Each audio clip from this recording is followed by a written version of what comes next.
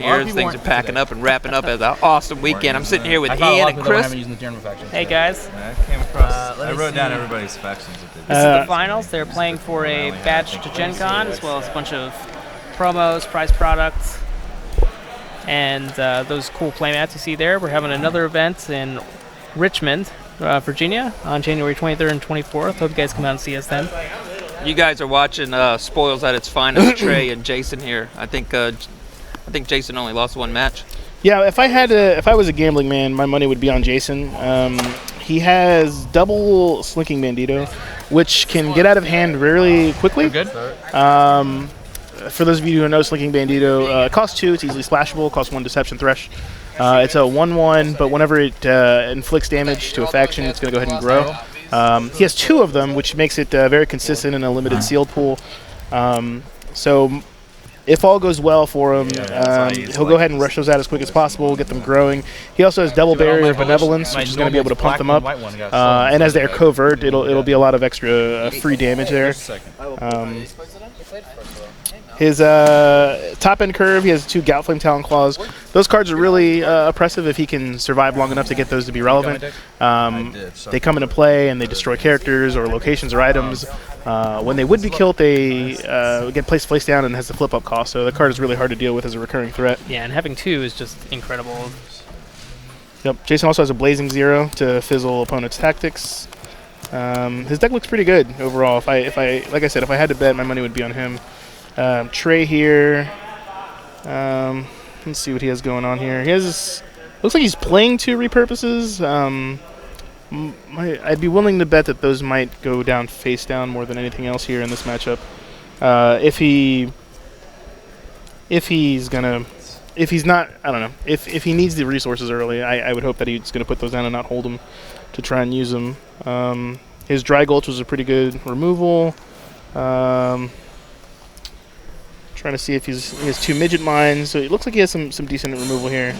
He looks a little threat light. He doesn't look as dense as his opponent.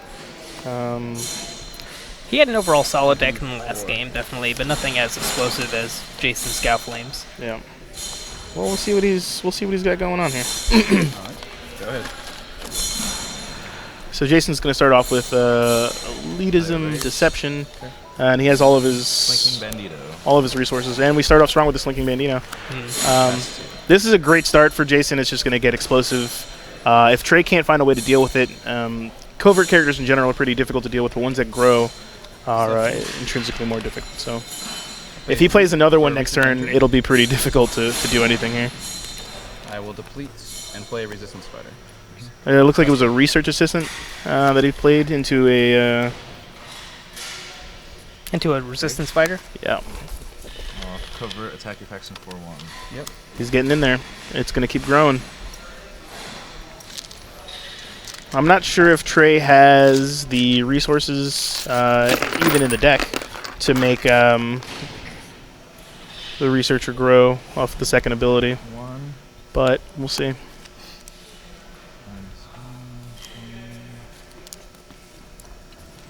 Yeah, he would need 5 in order to make it grow, so it'd be difficult for him to get.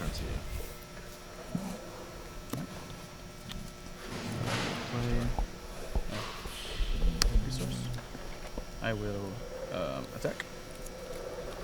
If you're watching this and you're not familiar with the Spoils, feel free to ask any questions you might have. Chat them up there, and we'll address your questions or concerns about card play. And if you're not familiar with Spoils, make sure you check out spoilscardgame.com and look us up on Facebook. I have metal jigs. Can I use these if I want? I don't like to use those on stream. Okay. Whatever.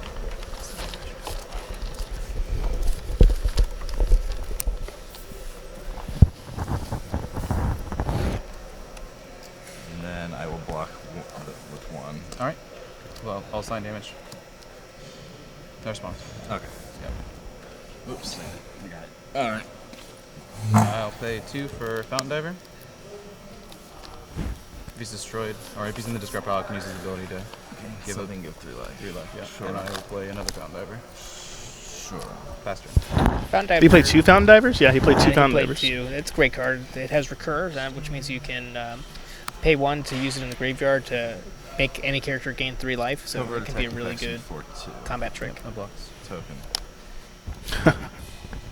This Bandito is going to get out of control very quickly. Yeah, it's already getting pretty fast. Or pretty big. Oh.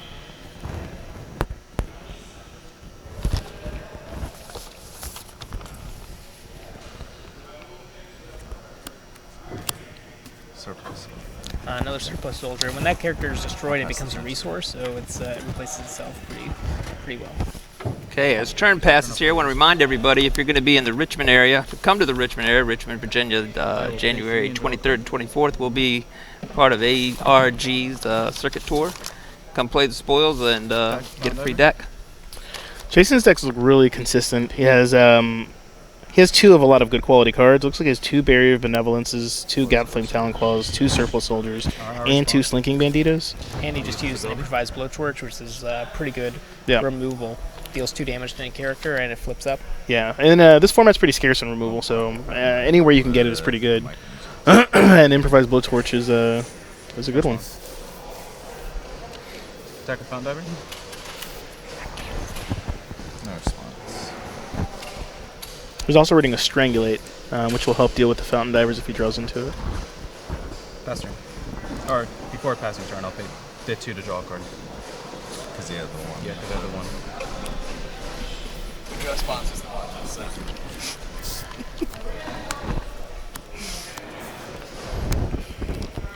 Draw a card from turn. Okay.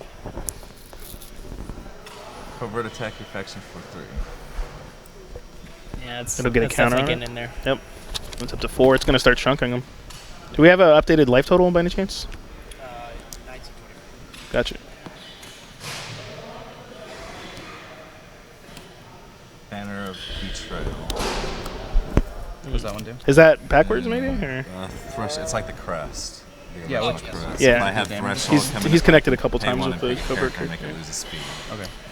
Or I guess it's speed. The other one was life. Yeah. So that Banner of So, Betrayal actually gives him an extra deception threshold. Mhm.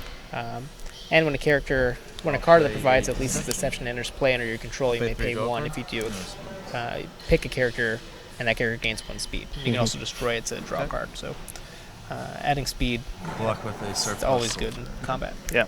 It's super relevant and limited too, as you can use it as a combat trick. No response. Pass turn. Jason's really good at communicating his turns, which I really like. I see a lot of players who don't do a very good job vocalizing. When he has no response, he'll state no response so his opponent can know that he can proceed, which is a habit that I wish a lot more players would get into doing. Yeah, notice also how he separates his resources like that, so it's very clear what he has. Yeah. It's always very courteous. Yeah, he's a gentleman. He's a gentleman. He is so handsome. Covert attack your faction for 4. Getting in there for 4 now. It's going to grow 5 counters now. It's going to start chunking them in quarters at this point. Yeah, Trey definitely needs to find a way to deal with that. What does he have? Looking, let's see, Midget Mine. Pass turn to you. Pay 3 draw card. No response. It doesn't look like he has an efficient way to deal with it. He has a Dry Gulch. Midget Mines. Repurpose doesn't do anything. The limited decks were used, Seed Saga is what the sealed pools were created using. Good Man Draw card. Sui. Good Man Zui. He's got a Fired Hand in his deck. Trey does, which is a very good card. When it as a resource, you can pay 1, discard a card to make a character lose 1 life. You can use it over and over again. So that's one answer if he needs to get rid of that Slinking Bandito. He's going to have to draw it soon. Sure will. Pass. End of your turn, draw a card. It's going to draw a card at the end of turn here. And end of your turn, draw a card. And he's going to do it again.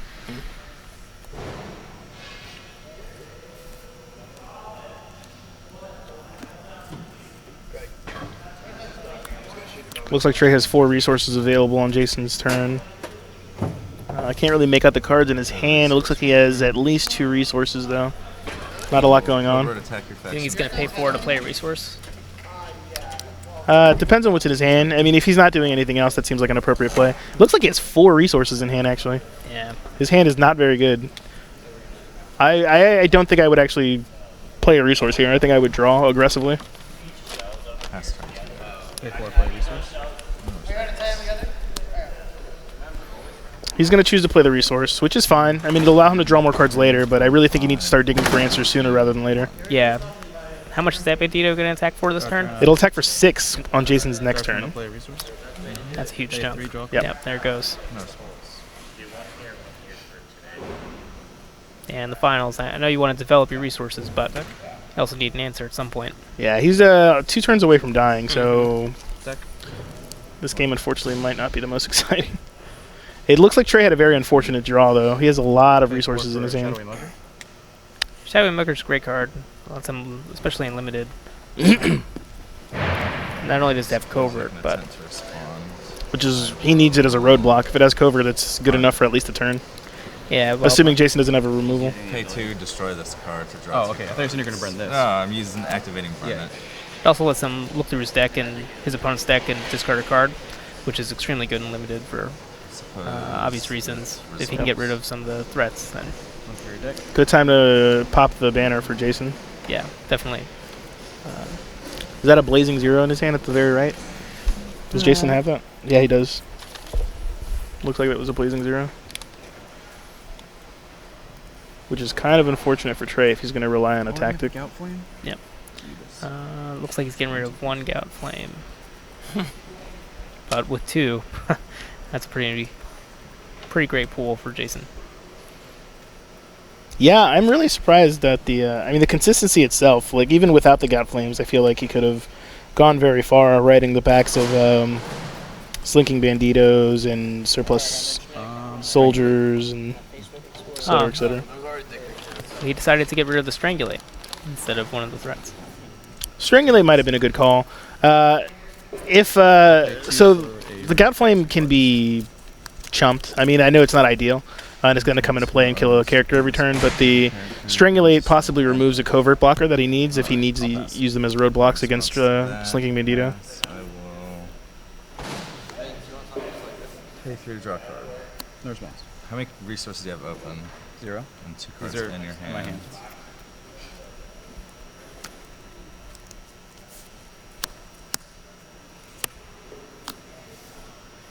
For my turn, I will play a resource. He's going to choose to develop playing a resource here. 1, 2, 3, 4, 5, 6, 7, 8. Will this be a Benevolence here? I'll redo them in a second. Or Gout Gout Flame? Yeah. Destroying the covert blocker, maybe? That's quite a bomb.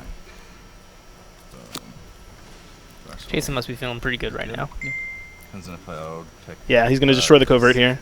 So his roadblock is no longer a roadblock. Tactic faction covert for 6. Yep. And this is going to kill. It's going to be lethal next turn. Yeah, Trey really needs to draw something good here. Does he have an out, you think? Pass the turn 2. I don't think he has a relevant out. I think it's too late to do anything.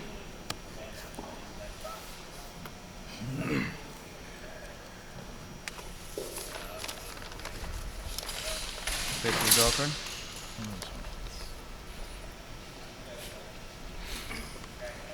So what can't I block with that guy? All the guys I have?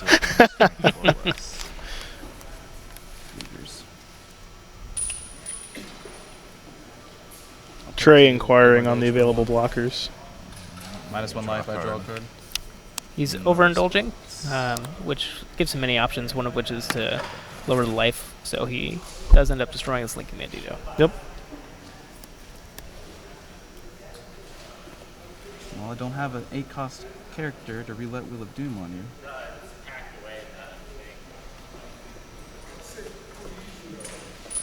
So I guess I'll look for a 1-cost removal.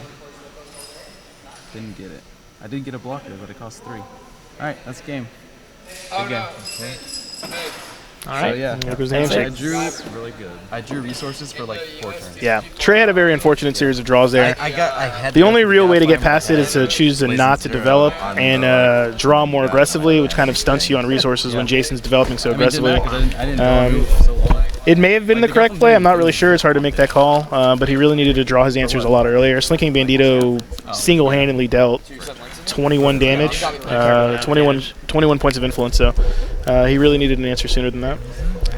Yeah, so Well, I'm that's only it. 4 cards. That is the conclusion of our first And 2 Victor characters Circuit that event. popped out I hope you guys all And I enjoyed drew, watching, like, and check out our 3 website at resources. www.thespoils.com. And the research Like us on center Facebook, and I come had the check us research out intern in and Richmond, the, Virginia, on the 23rd and 24th. Yep, guys, have a good Every night. other You guys- card thank you until guys. I did the runic tattoo artist was a resource. This was another one, like you said. I got 2 of these, but I didn't know the second one. It's enough for benevolence. That's not a card you too. I won't be here, but someone They were watching. So you watched? Okay. I'm gonna give it Galflame is ridiculous. Oh, Gaflin didn't do nothing. I know he didn't that time. Bandit he only won came in at the end. Every other game Did all the work. No, Bandito did all the work too all day. Could you I'll guys be see my cards honest. on the stream? All right, I had a These hand weren't pointed full of at the resources hand, for about 4 like, turns.